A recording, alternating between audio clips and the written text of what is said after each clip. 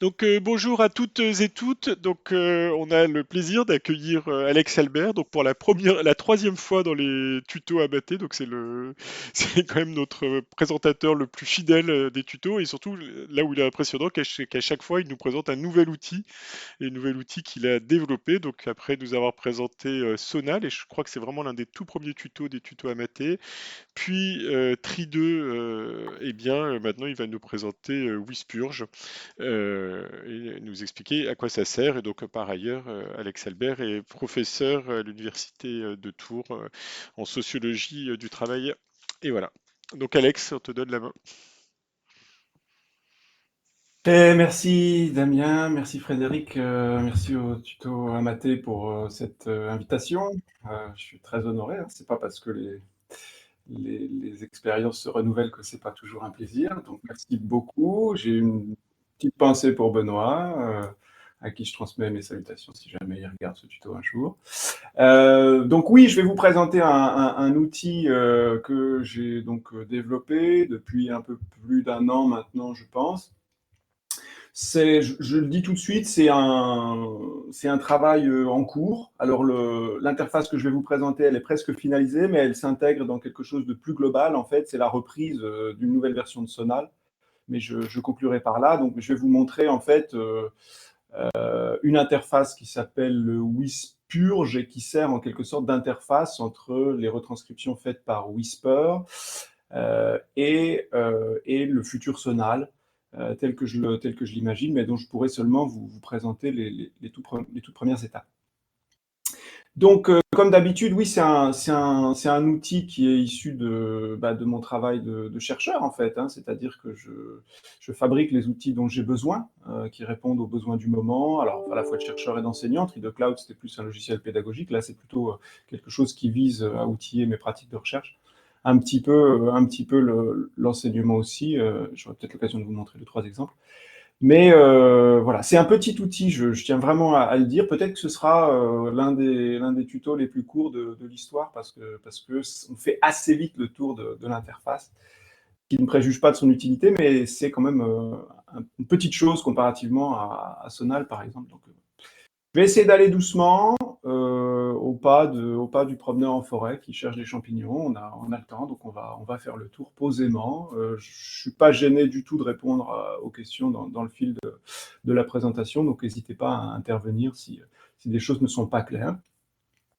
Donc le contenu de la présentation, est-ce que je peux reprendre la main? Voilà, je vais essayer de vous expliquer grosso modo pourquoi ce nom poétique hein, de Wispurge, comment il s'articule à Whisper, comment on passe de l'un à l'autre. C'est pas n'importe quel Whisper, je vais essayer d'expliquer ça. Et ensuite, on va faire on va faire les tours des fonctionnalités de l'outil Wispurge. On va passer onglet par onglet, voir ce que fait l'interface. Et puis ensuite, je conclurai par c'est plus du projet que des réalisations, mais je vais essayer de vous montrer comment cette interface s'intégrera ensuite dans une nouvelle version du logiciel Sonal sur laquelle je travaille actuellement. Allez, c'est parti. Donc, Wispurge, c'est quoi? Alors, j'insiste, le nom est élégant. Hein, voilà, bon, on me pardonnera, c'est pas le bon goût qui prive ici, mais l'idée, c'est oui, il faut purger, il faut nettoyer les transcriptions basées sur l'IA. Et en l'occurrence, moi, je travaille via Humanum. Je vais essayer de vous montrer, pour ceux qui ne connaissent pas encore cet outil absolument merveilleux, je vais montrer comment, en fait, Wispurge vient purger des fichiers issus de Whisper tels qu'ils sont proposés par Humanum. Alors l'idée, donc, on le voit, c'est d'abord on part d'un fichier son, on fait tourner Whisper, donc dans des conditions bien particulières, qui nous produit toute une série de fichiers de sortie. Moi, je vais spécifiquement m'intéresser aux fichiers SRT, fichiers de sous-titres. Je vais vous montrer comment ils sont structurés, ce qu'on y trouve comme information, pourquoi c'est utile. Et puis, dans Wispurge, alors j'ai mis le logo de Wispurge, qui là aussi est d'un très très bon goût. Hein. J'insiste pour dire que cette représentation graphique de la vitesse est vraiment quelque chose de tout à fait innovant. Je crois que c'est une police super-héros ou un truc comme ça. Bref, là aussi, c'est un peu ironique, vous me pardonnerez, ça ne préjuge pas non plus, là encore, de l'intérêt de l'outil. Et donc, Wispurge va nous permettre, en fait, de relier, pour expliquer sommairement, de relier la bande-son avec la sortie de Whisper, et puis de corriger, évidemment, à la réécoute et à la relecture, la traduction, la transcription qui a été faite par l'IA. Mais ce qui est intéressant, parce qu'il y en a d'autres, des outils de ce type, c'est qu'on peut évidemment corriger le texte. Je vais essayer de vous montrer comment on fait, c'est simple, hein. On peut corriger les tours de parole, les gérer, les agencer, ça c'est déjà quelque chose d'assez pratique. Et puis, c'est toute la logique de Sonal, on va pouvoir essayer d'ajouter des marqueurs thématiques, des marqueurs de couleurs sur le texte directement dans l'interface pour préparer l'analyse. On va pouvoir ajouter des commentaires, des notes sur l'entretien qu'on a à faire transcrire, des métadonnées, j'y tiens beaucoup, hein, c'est mon côté crypto-quantitativiste, c'est-à-dire qu'on va aussi associer à l'entretien des variables descriptives standardisées qui vont permettre ultérieurement, quand on les assemblera tous, eh ben, de pouvoir faire, si ce n'est des stats, au moins avoir un point de vue un petit peu systématique sur la composition de sa population. Et puis, il y a une fonctionnalité que je ne vous montrerai pas, elle est en cours, c'est Max Bellinier de Grenoble et puis Clément Ferranderi qui travaille avec lui, qui sont en train de développer un add-on, enfin un module qui va se greffer sur Wispurge et qui permettra de gérer l'anonymisation. C'est-à-dire qu'à la relecture, on pourra assez facilement repérer les noms propres et puis mettre des pseudos et l'interface va gérer tout ça. L'idée ensuite, c'est que Wispurge, ce n'est pas une finalité, hein, c'est juste un passage pour vérifier donc, ces fichiers de retranscription, pour les enrichir un petit peu, et puis ensuite, l'idée, c'est de pouvoir les traiter avec l'outil qu'on veut. Alors là, j'ai un petit peu, dans la dernière version, j'ai un petit peu mis en avant le format de sortie Sonal, parce que ça s'intègre dans un plan plus général que je vais essayer de vous montrer, mais en théorie, on peut sortir des fichiers TXT propres, hein, correctement retranscrits, anonymisé, on perdra les marqueurs thématiques, on perdra un certain nombre de choses, mais on peut imaginer des formats de sortie pour travailler dans l'outil qu'on veut. J'insiste, il y a une philosophie qui est sous-jacente à ce travail, c'était un peu la même que dans Sonal, c'est-à-dire c'est l'idée qu'en fait, la phase de relecture des entretiens, la phase de reprise des matériaux est pour moi déjà une phase d'analyse, quoi. C'est-à-dire que l'enjeu, c'est de revenir sur la scansion traditionnelle entre le moment où on retranscrit et puis le moment où on analyse. C'est d'essayer autant que possible de fusionner ces temps. Même si bien sûr les catégories ne sont pas encore stabilisées, etc. Mais mon idée, c'est vraiment de se dire au moment où on fait ce sale boulot, qui était la retranscription notionnelle, mais qui est là la relecture, au moment où on fait ce sale boulot, eh ben, commencer à équiper la réflexion, à laisser des informations, un maximum d'informations dans le texte et autour du texte pour favoriser ensuite le travail de remémoration du contenu, pour faciliter les analyses, etc. Donc voilà l'idée, hein, je suis désolé, il y a un moucheron qui me tourne autour. L'idée, c'est ça, c'est d'utiliser cet outil pour corriger les retranscriptions. Allez, j'avance. Donc, je vous l'ai dit, la logique sous-jacente, c'est celle de Sonal, hein, c'est on anticipe le travail d'analyse dès les toutes premières étapes. On arrête de distinguer clairement le sale boulot de travail des matériaux et puis l'analyse, tout est un peu mélangé. Et donc, on va pouvoir associer des catégories thématiques, des métadonnées, etc. Je me répète un petit peu, donc je passe. Juste comme tu nous as dit Alors, que tu avais le temps, ça vaut peut-être le coup que tu rappelles à tout le monde ce qu'est Sonal, même si, alors Sonal, imagine. oui, je parle du principe que tout le monde sait, ouais. Alors, oui, il y a un tuto à mater sur YouTube, vous pouvez aller voir. Non, Sonal, je vous en montrerai tout à l'heure une version un petit peu embryonnaire de ce que c'est-à-dire Sonal, c'était un logiciel de construction de corpus qualitatif. C'est un outil qui vise en fait à réunir tous ces matériaux dans une interface. On crée des corpus qui ont vraiment la spécificité dans Sonal d'être graphiques et d'être représentés via des bandes. C'est la logique des multipistes, c'est la logique des multipistes audio qu'on va appliquer aux entretiens. Il faudrait peut-être faire un petit pas de côté, à quoi ça ressemble, ça aidera peut-être. Pour répondre à ta suggestion, Damien, je vais juste charger un corpus, vous montrer, comme ça ce sera plus clair pour tout le monde. Tout ça. Pendant Donc que tu le Sonal, charges, et donc Sonal est un logiciel gratuit et développé par toi. voilà, oui, pardon, par contre que j'ai retiré du téléchargement, donc là, c'est plus le moment de s'y mettre. Il vaut mieux s'intéresser à la future version qui sera beaucoup plus souple, qui fera beaucoup plus de choses. Donc, est-ce que vous voyez Est-ce que vous voyez cette fenêtre sonale?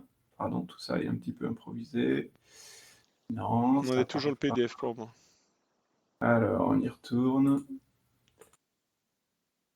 Ça charge. Les joies du direct. Bon, on a le temps, hein. Wispurge, ça va vite, donc c'est pas grand-chose. C'est juste qu'il a du mal. Alors voilà, ça c'est un corpus sonal. Donc en fait, chaque ligne que vous voyez correspond à un entretien. Et en fait, les entretiens ils sont tous mis à l'échelle, mais on a une espèce de bande de couleurs, enfin de bande sur laquelle sont posés des marqueurs colorés qui représentent des portions, des passages, des entretiens qui sont relatifs à un thème, et les thèmes apparaissent ici sur le côté. Voilà, la logique de Sonal, c'est ça. Ensuite, évidemment, on va pouvoir aller taper dans cette base de données qualitative pour extraire tout ce qui a trait à un thème donné, et pouvoir relire les extraits qui portent sur ce thème, etc. Donc, c'est vraiment un outil d'administration des matériaux. Je n'ai pas le temps de le présenter, mais on va vraiment retrouver cette logique-là dans Wispurge. Alors, je retourne à mon PowerPoint. Donc, comment ça marche? Chose importante, Wispurge, c'est un site internet. Vous trouverez l'adresse, je crois que j'ai été capable de ne pas le mettre dans le PowerPoint, c'est génial, mais je vais la mettre dans la discussion publique. Si vous voulez aller voir, c'est ici. C'est donc un site internet qui peut faire un petit peu peur quand on traite des données anonymes. Mais en fait, c'est un peu comme TreeDoCloud, rien ne remonte en fait. C'est juste le code est téléchargé via le site et tout s'exécute en local. Et donc, on travaille les matériaux dans la mémoire vive de l'ordinateur. Et puis, pour récupérer ces matériaux, il faut faire télécharger. Et donc, ça va écrire dans le dossier de téléchargement une nouvelle version du fichier. Donc, le fonctionnement est totalement local. Vraiment, rien ne monte. Il n'y a pas de base de données, il n'y a pas de cookies, il n'y a pas de tracker, il n'y a rien. Si vous vous en servez, je ne le sais absolument pas. Je suis une taupe totale sur Internet. J'ai délibérément coupé tous les canaux d'information sur les utilisateurs. Donc, vous pouvez y aller absolument sans crainte. De toute façon, le code est public, hein, et donc il est tout à fait clair que rien ne remonte. Alors, techniquement, il faut qu'on se mette d'accord. Pourquoi ça s'appelle Wispurge? Parce que ça traite des sorties de Whisper, lesquelles, eh ben, les sorties en fait SRT ou VTT. Je n'ai pas encore trouvé la différence. Alors, Damien, qui est un grand cycliste, voit très bien ce que c'est qu'un VTT. Voilà. Mais les fichiers VTT, je crois que c'est des fichiers SRT. Je ne fais pas trop la différence. Donc, on peut, et je recommande très très chaudement, utiliser le format SRT. C'est un format de sous-titres. Quand on met ça dans un dossier à côté d'une vidéo et que le fichier a le même nom que la vidéo, les lecteurs, traditionnellement, aspirent ce fichier pour mettre des sous-titres. Et donc, c'est très très pratique pour ce qu'on a à faire. Je vais vous montrer. Parce qu'on va récupérer les timecodes très très précis de toutes les prises de parole.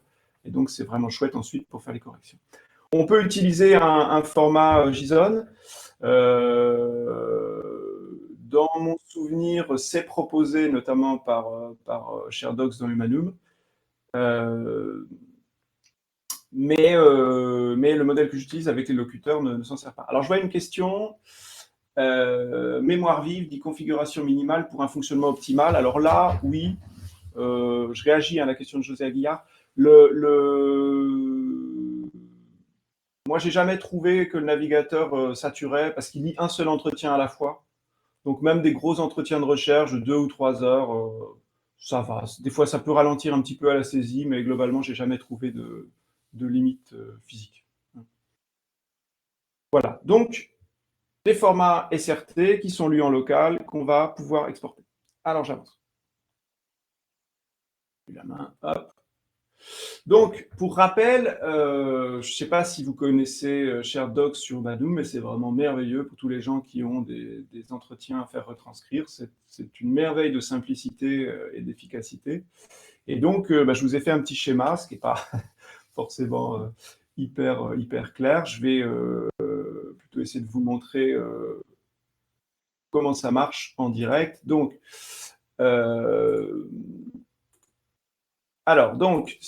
quand vous allez sur Manum dans ShareDocs, il faut créer un compte, etc. Je ne sais pas s'il y a des tutos qui parlent de ça, mais il y a un très très bon tuto en image d'Adenged sur son carnet hypothèse qui s'appelle Ah, j'ai pouvoir, je crois, où il explique toutes les étapes. Je ne suis pas sûr de savoir à qui c'est exactement. Il faut remplir un petit questionnaire, mais on a assez facilement accès donc à ShareDocs sur l'infrastructure de recherche. Quand on est dans ShareDocs, on a toute une série d'outils à notamment de l'OCR, etc. La bonne adresse, le bon chemin, c'est d'aller dans HTool Watch Folder. Là, vous avez un dossier Speech to Text, vous avez un dossier Whisper, et vous avez les différents modèles. Donc, le modèle le plus gourmand en ressources, qui est le modèle large, medium et small. Mais que j'utilise personnellement, c'est le modèle dit with speaker, c'est-à-dire qui permet de repérer les tours de parole. Plus ou moins bien, on va le voir, mais qui permet au moins de les repérer. Et vous pouvez le laisser déterminer la langue, ou si français, par exemple, vous pouvez dire, choisissez le dossier FR. Et puis là, bah, c'est simple comme bonjour, vous allez tout simplement aller attraper un fichier sur votre machine. Alors, vous pouvez faire nouveau et utiliser la boîte de dialogue. Vous pouvez même faire des glisser-déposer. Vous prenez 4-5 fichiers, vous les collez. En fait, ce qui va se passer, c'est que ShareDoc gérer la retranscription pour vous. Et à l'issue du travail, alors c'est plus ou moins long, ça dépend de la file d'attente. J'ai plein de questions à ce sujet-là. J'aimerais bien parler avec gère ça. Ça met plus de temps, mais quand c'est fini, vous recevez un mail vous disant ça y est, l'inscription est faite. Et vous recevez donc le même dossier que là où vous avez déposé votre fichier son. Et là, j'ai mis un fichier M4A d'exemple, un tout petit truc. Donc, j'ai 3 fichiers qui sortent. J'ai une log qui va me donner comment s'est passée la retranscription. Ça me sert en... J'ai le fichier TXT, donc on peut le regarder, c'est-à-dire que je vais avoir mon entretien retranscrit avec les tours de parole, etc. C'est un tout petit truc pour l'exemple. Bon, c'est pas mal là-dessus qu'on se jette en général et qu'on va corriger, mais moi j'ai un faible et Whisper, je travaille plutôt avec le fait SRT. Donc le fichier de sous-titres qui vous est structuré un peu différemment. Juste, excuse-moi, Alex, je sais pas s'il y a une solution, mais ah ça y est. Alors, j'allais dire ton écran est figé, mais là ça y est, on voit enfin quelque chose qui bouge. Ah, Ouais. ah, ah mince, vous n'avez pas vu Le- le TXT alors. Non, en fait, en tout cas, moi je l'ai pas vu parce que j'ai déjà remarqué que tout le monde n'avait pas forcément les mêmes choses sur l'en renvoi. Ça dépend si le problème ça vient de toi ou si ça vient de moi en quelque sorte. Mais je vois qu'il y a plusieurs personnes qui ont le même problème que moi. Ah oui. Donc j'aurais tendance à dire que le problème vient plutôt de toi. Ok, bah, je suis en LAN, j'ai fait tout ce que j'ai pu pour avoir. Ouais, je suis désolé, j'ai pas de fibre. Alors je vais reprendre tout doucement. Vous avez vu comment on arrive à ce chemin-là? C'est bon, je sais pas. Non, en fait, tout s'est figé tout de suite. C'est-à-dire que dès que tu es arrivé sur Humanum, ton écran n'a plus bougé. D'accord, d'accord, d'accord, d'accord. Ok. Mais en même Ah temps, oui, là, mais ça. l'avantage, c'est que là, on voit très bien sur ton. Attends, j'y retourne. C'est-à-dire qu'en fait, j'ai bien l'impression que le partage, c'est mal fait. J'y retourne. Là, vous voyez l'écran? Là, c'est en Toujours train pas? de monter. Ok. Je te dis quand c'est monté. Mais ça, tout à l'heure, j'ai jamais vu, je sais plus quel autre écran t'as essayé de monter. J'ai toujours eu que la fenêtre, que les. Donc là, c'est bon? Toujours pas. Non, je pense que c'est pas un problème de montage, c'est vraiment un problème de flux. Ça met trop de temps à arriver et du coup, on fige. Là, ça tourne Ah bah, on encore. est Tu bien. vois, c'est encore en train de monter. On est tout à fait bien. Donc, représentez totalement. Donc, vous avez une page blanche en haut de laquelle, à gauche, il y a un logo Shared Docs. Je plaisante. Bon, il y a une adresse. Si je peux pas vous montrer si ça marche pas, ça va être très compliqué parce que Est-ce que tu pourrais réduire la définition de ton écran? T'as un grand écran? j'ai un grand écran. Alors, je Ah, vais et essayer nous, on va ça. couper nos caméras aussi avec Frédéric. Alors, ok, ben on est bien. Alors,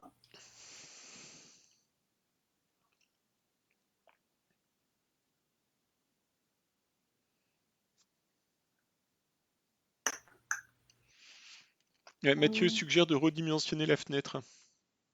seulement la fenêtre. Oui, voilà. Pour le rendre plus petit, quoi. Pour envoyer un plus Voyons. petit flux. Alors, j'essaye ça déjà. Je verrai si il faut que je change ensuite. Carrément. Hop. De toute façon, je me fais sortir. Hein. Est-ce que ça marche mieux? Ouais, Oui, on dirait. Hein. oui, là c'est monté tout de suite. Ok, très bien. Donc, j'ai mis dans le PowerPoint le bon trajet pour aller donc suivre. Attends, pour retrouver l'accès. Donc, vous allez dans Attach Tools, Watch Folder, Speech to Text, Whisper, WeSpeaker, et puis vous choisissez votre langue. Là, c'est bon, c'est visible? Très bien. OK. Donc, vous avez plusieurs formats de sortie. Quand vous avez collé, vous collez tout simplement votre fichier son dans ce dossier et il va générer des fichiers de sortie. Il vous prévient quand c'est retranscrit. Donc, vous avez une log qui n'a pas beaucoup d'intérêt. Je vous avais montré que vous avez une sortie texte. Alors, je vais essayer de l'ouvrir. Là, normalement, vous la voyez. La sortie texte, elle est assez tentante. Hein. Vous avez les tours de parole, texte retranscrit. C'est pas mal. Là, en revanche, je pense que on voit toujours ShareDoc. Je suis pas sûr que tu partages tout ton écran ou que la fenêtre. Que la fenêtre, ouais. Ouais, donc c'est pour ça que comme tu as cliqué sur une nouvelle fenêtre, ou sauf si on devait voir le petit détail en haut à droite. Ce que tu voulais nous montrer, c'est le petit détail, ce qui est écrit détail sur ta fenêtre internet, ou tu as ouvert carrément le point .txt? Là, j'ai ouvert de l'intérieur le point .txt. Ouais, je suis dans ShareDocs et j'ai ouvert le point .txt. On n'en sait pas plus. Mais on voit un exemple en haut à droite, ça nous donne une bonne idée de comment ça marche, dans détail. D'accord. Ah oui, dans détail, oui. Donc, vous avez le SRT. Bon, mais c'est pas grave. Ah oui, là, ça remouline. Ah, on est bien, on est bien, on est bien.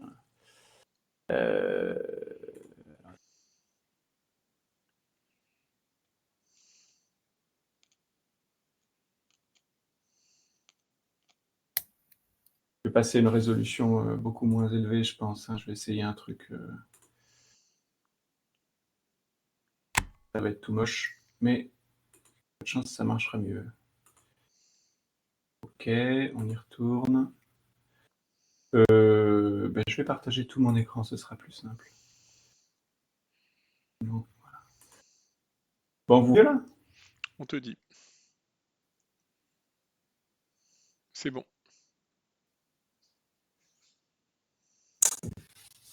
Ok, bon, donc, allez, on va y arriver. Donc, vous avez donc ce dossier dans lequel vous versez le fichier son, vous avez plusieurs sorties texte, vous avez le format TXT. Là, cette fois-ci, vous voyez le contenu ou pas? En fait, on s'est fait sortir. On est revenu sur ton PDF. Ah là, on est bien, on est bien, on est bien. Alors, je vais essayer de partager tout l'écran, on va voir si ça marche mieux, sait-on jamais. Voilà, mise en abîme, fascinante. Après, ton PDF, il est pas mal. Oui, oui, mais le problème, c'est que je vais essayer de vous montrer le fonctionnement de Ouais, donc en tout l'interface. cas, ça marche très bien là. Ok. Donc, sortie texte, c'est bien. On est tenté d'utiliser celle-ci, mais je recommande d'utiliser le SRT. Voilà. Vous voyez le SRT s'afficher? Pas encore. Oh là là là là. Pardon, je change de fenêtre. Voilà.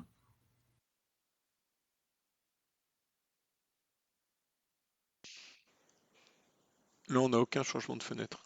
On est toujours sur exemple.txt.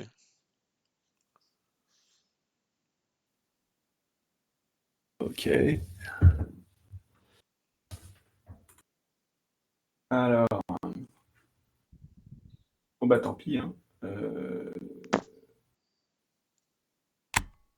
Je vais revenir à ma présentation des trucs en espérant que le débit serait récupère du débit. Est-ce que ça marchera mieux en Wi-Fi qu'en LAN? Non, ça paraît difficile. Alors. Bon, alors, j'en étais au SRT, tant pis, j'embraye, hein, parce que sinon ça va être compliqué. C'est bon pour vous? Là, on voit très bien ton SRT dans ton slide. Donc, ce qui est intéressant dans les fichiers SRT, c'est que vous avez toute une série d'interventions, tout ce qui est prévu pour être affiché sous les vidéos en sous-titres. Chaque intervention est numérotée. Et chaque intervention a une position de début et de fin au millième. Hein. Vous voyez là dans l'exemple, on a 6 secondes et 641 millièmes, je crois. Et puis là, dans les sorties Whisper sur Manu, vous avez aussi des noms de locuteurs. Donc c'est très très pratique ensuite pour la relecture parce que on peut utiliser ces informations pour reconstituer un fichier facile à traiter. Donc Whisper, en fait, quand vous allez lui donner un fichier SRT à lire, va récupérer toutes ces portions de texte et va les transformer en une suite de segments. C'est-à-dire que chaque intervention est un segment, avec ceci en plus que, en fait, quand deux interventions particulièrement longues se suivent et qu'elles sont séparées par une virgule, il va les récupérer pour former un seul segment d'une phrase. En fait, il récupère des phrases. Et dans le fichier, on a une série de phrases qui ont toutes des données chronométriques et qui ont toutes un locuteur affecté. Et donc, ensuite, on peut convertir tout ça en HTML pour traitement. Et donc, je suis désolé pour ces points techniques et surtout pour les difficultés liées à la présentation, mais grosso modo, c'était ça l'idée. Si vous prenez les fichiers SRT, vous êtes bien parce que vous allez pouvoir ensuite récupérer un matériau finement maillé qui va être très intéressant et très facile à traiter. Bon, c'est là qu'on en est au sans filet, c'est qu'il faudrait que je vous montre comment ça marche en vrai. Alors, je ne sais pas ce qu'on fait, je vais peut-être me déconnecter et me reconnecter pour essayer de vous montrer les différentes fonctionnalités, voir si je récupère du débit, je sais pas, je vais redémarrer ma box ou un truc comme ça, parce que sinon on n'est pas dans la panade. Carrément. Hein, j'en suis bien désolé. Et J'ai assez t'aurais de pas un prise à... super débit 5G par hasard? Non, je fais pas ça, non. D'accord. Non, ni 4, ni 3, ni 2. Donc je vais essayer de me déconnecter et je reviens. Hein. On va faire ça. Avec un peu de chance, c'est la seule solution que je vois. Hein. On va faire un intermède musical. Voilà. Désolé. Allez, j'arrive. À tout de suite. Bon. Juste, alors, ouais, j'en profite de l'intermède musical. Parce que il a quand même, je crois qu'il a oublié de le rappeler, quoi. Au milieu de tous les problèmes techniques, j'ai un doute, mais Whisper, c'est quand même un système dont vous avez tous plus ou moins entendu parler, j'imagine, mais au cas où, qui permet de retranscrire des entretiens automatiquement. Donc, on envoie une bande son et on récupère du texte qui est plutôt de très bonne qualité, disons. Modulo, il faut que plus les gens parlent un français académique, meilleure est la retranscription. Donc il y a une grosse hétérogénéité entre les sociologues qui s'occupent des banlieues et les sociologues du champ académique. Si les gens ne s'interrompent pas, c'est mieux. Et il faut se méfier, par exemple, moi j'ai remarqué Whisper, quand, quand deux interlocuteurs parlent en même temps, comme il ne sait pas s'en dépatouiller, en fait il retranscrit rien. Et il ne met pas de signal pour dire qu'il n'a rien retranscrit. Donc il faut quand même faire un petit peu attention à ce genre de détails. Mais sinon, voilà, ça marche pas mal. Et donc toute l'idée... euh, alors, pour José, les données plurilingues, ça dépend ce que tu appelles par plurilingue. C'est-à-dire, Whisper sait traduire des langues différentes. Il en connaît une bonne centaine, je crois. Mais en revanche, je ne sais pas ce qui se passe parce qu'on lui dit, je pense que tu as vu, là, quand on est sur Humanum, on dit je voudrais que ça soit traduit en français, quoi, que c'est du texte en français. Donc, si par exemple, il y en a un qui parle en français, voilà, quand les gens parlent tous dans des langues différentes, je crois que là, je pense que tu as gagné ta retranscription à la main. Parce que pour le coup, quand on se trompe de modèle de langue, hein, quand on dit par exemple que c'est de l'anglais alors que c'est du français, le résultat est assez catastrophique. Donc, non, je pense que ça, il sait pas faire. Alors peut-être que, parce que Humanum, donc c'est ce que j'allais dire, c'est qu'Humanum propose donc gratuitement d'accéder à Whisper et donc de traduire ces fichiers, de transcrire ces fichiers gratuitement, automatiquement et avec zéro paramétrage, quoi. C'est vraiment très bien foutu. On met juste dans un dossier, on dit que c'est en français, on dit qu'on veut qu'une séparation quand il y a des locuteurs différents et ça, et on a le fichier. En revanche, Whisper, c'est aussi des packages qu'on peut installer tranquillement sur Python. Et donc là, on a beaucoup plus de paramétrage. Donc si ça se trouve, mais si ça se trouve, on peut le faire tranquillement avec Whisper, mais pas par Humanum. Ah. Et Frédéric avait l'air de suggérer quelque chose d'autre. Donc continue tes tests, Alex. J'ai fait du remplissage en réexpliquant ce qu'était Humanum. Voilà. Ouais, écoute, je suis de retour, je sais pas. Je reveux bien la main pour partager éventuellement. Ah oui, excuse-moi, je te donne ça de suite. Pas de souci. Hop là, voilà. Hop, hop. Essayons de voir ce que ça donne. Bon, est-ce que c'est monté correctement cette fois-ci? C'est encore en train de monter. C'est monté. Vous me voyez bouger là? Ouais, ça me semble mieux, effectivement. Bon, j'ai redémarré la box, sait-on jamais. Bon, j'en étais là, ShareDocs, etc. Bon, Ouais, ça marche 10 fois mieux. Super outil. Bon, alors j'en étais à vous montrer donc Wispurge et la manière dont ça marche. Donc l'interface est délibérément sobre. J'ai ajouté un petit en savoir plus quand même, parce qu'il n'y avait rien pendant très longtemps. Tout ça est vraiment en travaux, mais bon, ça a cette apparence-là. C'est pas forcément très engageant, mais j'essaie de vous expliquer qu'il n'y avait rien de malicieux derrière. Voilà. Donc, au minimum. Donc, quand vous arrivez dessus, il va vous demander tout simplement d'ajouter soit, enfin, un fichier de retranscription et un fichier son. Donc là, vous pouvez utiliser la boîte de dialogue de votre navigateur. J'ai mis sur le bureau. Je ne sais pas si vous voyez les boîtes de dialogue, par contre, oui. Oui, très bien encore. Ok, donc j'ai ajouté mon fichier texte. Donc là, il est vert, il est content. Et je vais juste à côté mettre le fichier son qui est dans le même dossier. Donc, ça fonctionne aussi par glisser-déposer, donc on peut tout attraper. Voilà. Donc l'interface a cette apparence, c'est assez dépouillé et c'est fait pour être assez simple. Donc, c'est bon, ça s'affiche correctement? Enfin, vous me dites si vous voyez rien. Hein, mais... Parfait. Bon, parfait, tant mieux. Ouf, ouf, ouf. Alors, donc on va faire le tour calmement des différentes fonctionnalités de l'outil. Donc la première, c'était charger les fichiers. Donc vous avez vu, c'est pas compliqué. Vous pouvez éventuellement, dans une utilisation ultérieure, je vous montre si besoin, si je recharge, quand on recharge le site, à chaque fois, il demande si on est sûr de ce qu'on veut. Hein. Vous pouvez éventuellement ne mettre qu'un fichier texte. Si vous voulez seulement traiter du texte, ça peut arriver. Si vous vous intéressez aux fonctionnalités d'encodage, vous pouvez mettre juste le texte, vous mettez la croix, voilà, il est juste muet, il ne fait pas de bruit, mais il va fonctionner tout pareil. Donc moi, je vais quand même aller chercher mon fichier son parce que sinon, ça va être moins bien. Voilà. Donc, on va voir successivement les différents onglets qui sont proposés ici. Donc, le premier, c'est celui de l'édition simple du texte. Je vais vous montrer ce qu'on peut faire, comment on édite le texte, c'est vraiment pas compliqué. On va voir ensuite qu'on a un outil de gestion des locuteurs. Donc, il a repéré qu'il y avait 2 speakers dans le texte. On a un outil de catégorisation thématique, je vais y venir, un outil de notes, on peut laisser un mémo, un outil tout simplement d'ajout de variables, de métadonnées descriptives, soit sur tout l'entretien, soit sur chaque répondant, un outil de recherche et puis un outil qui permet de faire quelques manipulations sur le texte. Donc, je vais aller délibérément lentement. Donc, le texte, comment on édite le texte? Tout simplement en tapant, en changeant les choses. Il est tout à fait libre d'édition. Alors, des fois, il est un petit peu chatouilleux avec les retours arrière. Il y a des choses qui peuvent se passer un peu bizarrement, mais globalement, il y a juste à sélectionner un segment. Vous voyez ça, chaque bande bleue qui apparaît, ça veut dire qu'on a sélectionné le segment en question. Et on peut l'éditer.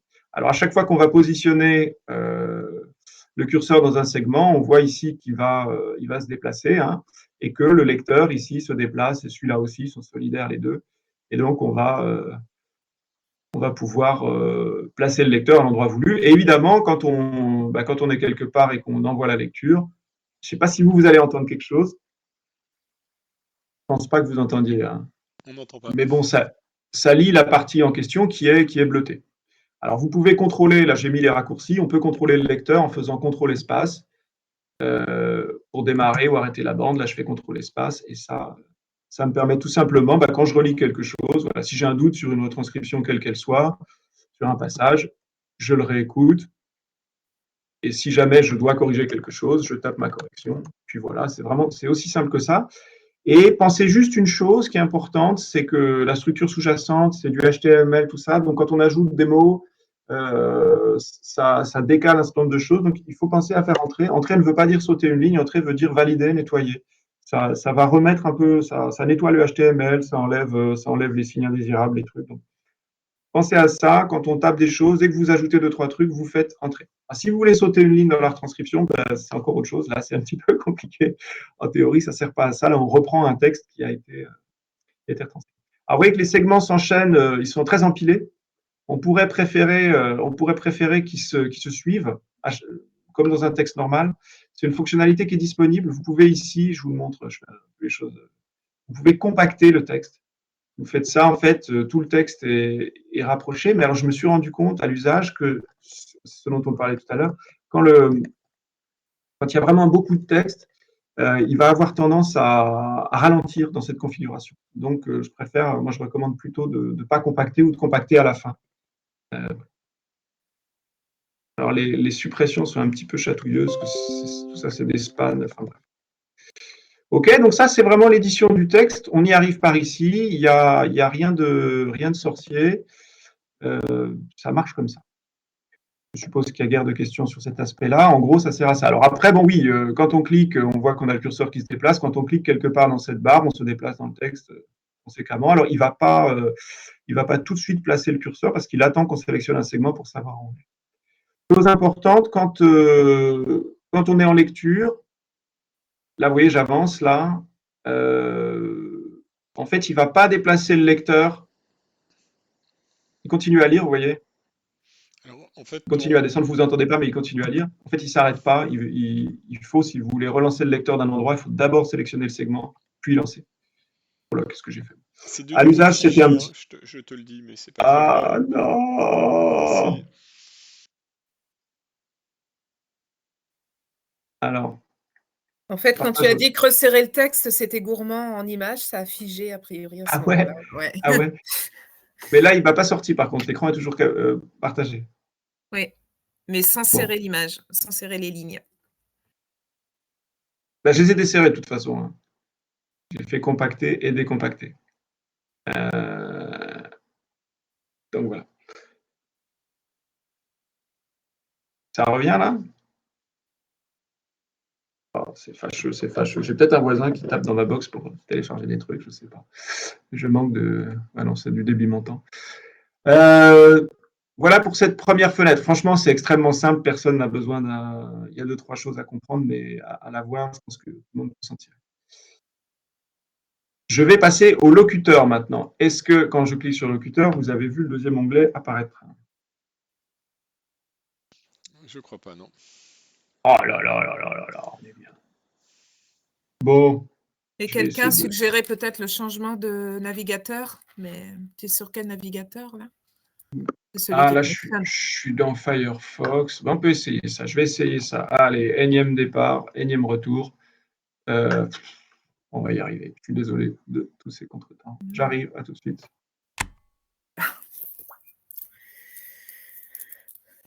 Je suis sûr qu'Alex aura la fibre avant le 6e tuto, Mathé,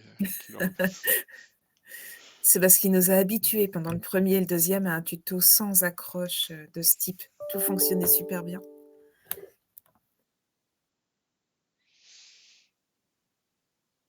Et d'ailleurs, je vais re-enlever ma caméra.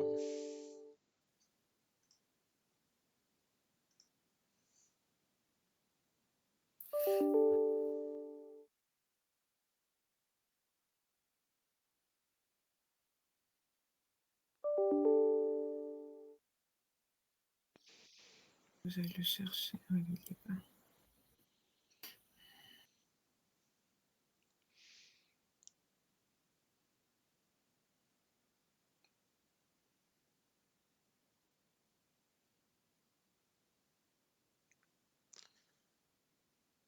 Ouais,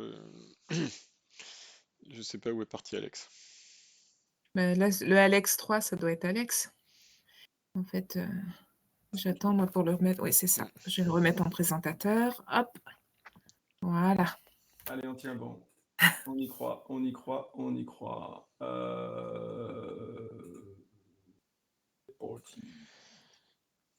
Ok, est-ce que c'est mieux? Ça monte tout de suite, c'est impec.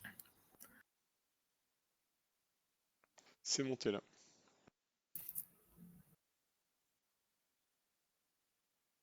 Ça marche? Oui. Pour l'instant, oui. Bon, je vais profiter de ces 30 secondes de débit pour donc passer à l'onglet suivant. Donc, je vous montrais... Locuteur. Voilà, on en était à locuteur. Donc, là, c'est chez moi que ça ne marche plus. Si, locuteur. Donc, en fait, quand on charge un fichier SRT, il va repérer dans le texte les locuteurs présents. Donc là, on voit, j'ai speaker 2, speaker 1, etc. Pour une raison que je ne m'explique pas, il numérote toujours le premier à prendre la parole en deuxième. Donc, C'est un peu étrange, mais c'est comme ça.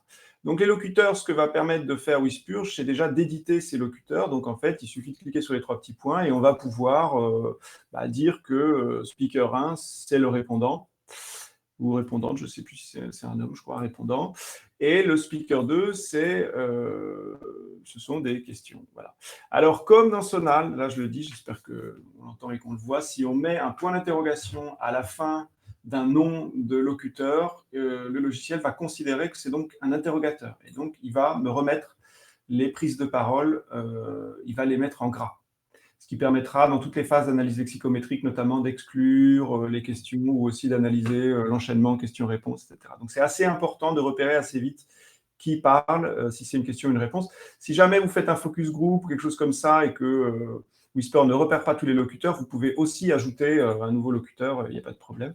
C'est juste que, voilà, là, il n'y en a que 2. Est-ce que ça marche toujours? Oui. Oui, il me Bon, semble. ok. Alors, ensuite, donc, le principe, c'est très simple, c'est qu'à la relecture, déjà, on corrige les fautes, mais on peut aussi, évidemment, se rendre compte, ça arrive assez souvent, que, là, ce n'est pas le cas, mais que tel segment est finalement attribuable, enfin, ce n'est pas la bonne personne qui a été repérée, donc il suffit de sélectionner le segment et de cliquer sur le locuteur. Tiens, je peux dire que c'est mon locuteur nouveau, là, qui prend la parole, etc. Donc, on choisit un segment et on lui affecte un nouveau locuteur. Il va gérer donc la manière dont ça se succède. Assez pratique. On peut aussi, je vais vite, dans certains cas, considérer, ça arrive assez souvent, qu'en fait, il y a seulement une partie d'un passage qui, surtout quand quand la parole se chevauche, qui en fait correspond à un locuteur donné. Donc, on peut sélectionner, vous voyez, dans Wispurge, on enfonce la souris, on se déplace.